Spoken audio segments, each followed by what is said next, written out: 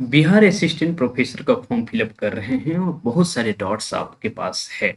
यदि आपको बहुत ज़्यादा दिक्कत हो रही है तो हमारा टेलीग्राम ग्रुप है, साहित्य सहचर नाम से ही लिंक दिया हुआ है, आप उससे जुड़ सकते हैं।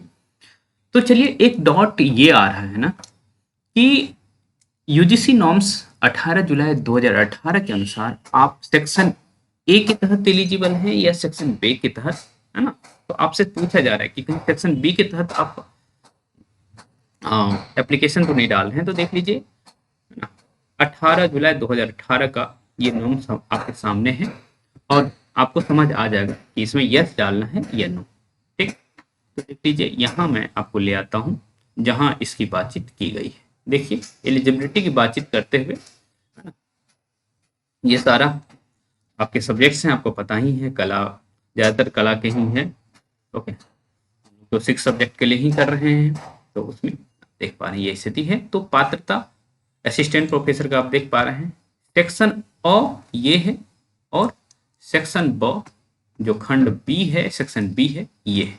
ओके, तो क्या कहा जा रहा है, तो इसको पढ़ेंगे तो आपको आप देखेंगे कि आपको 55% अंक लाना है एमए में। ये बात तो है, हालांकि जो ईबीसी हैं या ओबीसी नॉन क्रिमिनल हैं या फिर एससी एसटी हैं, उनको 50% ही लाना है बिहार में। लेकिन स्थिति यही है कि आपको एमए में 55% लाना है जनरल स्टूडेंट को, और साथ ही साथ आपके पास नेट होना चाहिए। लिखा हुआ है ना, यूजीसी या सीएसआईआर के द्वारा आयोजित होने वाले नेट उत्तीर्ण हो, है ना, या फिर सेट हो। बिहार में जैसे बेट होता है, आपका बेट उत्तीर्ण होना चाहिए था। कुछ लोग हो सकता है दिए होंगे, मुझे नहीं पता कि कब हुआ था बेट, लेकिन होते रहता है, कभी हुआ होगा। या जिनके पास नेट नहीं है वो क्या करेंगे कि पीएचडी कर लिए हों, है ना।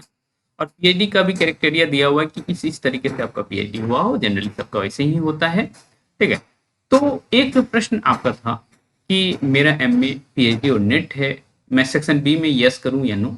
तो आपको नो ही करना है। ठीक है, जैसे किसको किसको नो करना है, जिनका एमए प्लस नेट है, एमए नेट प्लस पीएचडी है, MA net JRF plus PhD है, वो सभी नो ही करेंगे। बात समझ गए होंगे, है ना।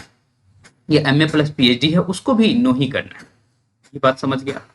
और दूसरी स्थिति यस किसको करना है, तो देखिए इंटरनेशनल लेवल पे, है ना, बहुत सारे रैंकिंग आता है, क्यूएस रैंकिंग होता है ना, टीएचई रैंकिंग होता है, the higher the Times Higher Education, या फिर संघाई जो संघाई यूनिवर्सिटी है उसके द्वारा रैंकिंग निकाला जाता है ना। उसके अंडर 500 में से किसी यूनिवर्सिटी से आप पीएचडी किए हुए हैं, तो उस केस में आपको सेक्शन बी सेलेक्ट करना है, उसमें यस सेलेक्ट करना है।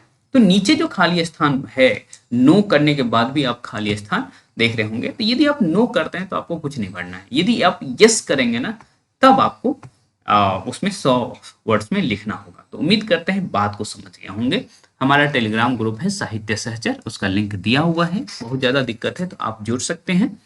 और हमारा ऐप भी है साहित्य सहचर ऐप, यदि नीट जेआरएफ की तैयारी करना चाहते हैं या फिर टीआरई 4 की तैयारी करना चाहते हैं, हिंदी और जीएस के लिए जुड़ सकते हैं।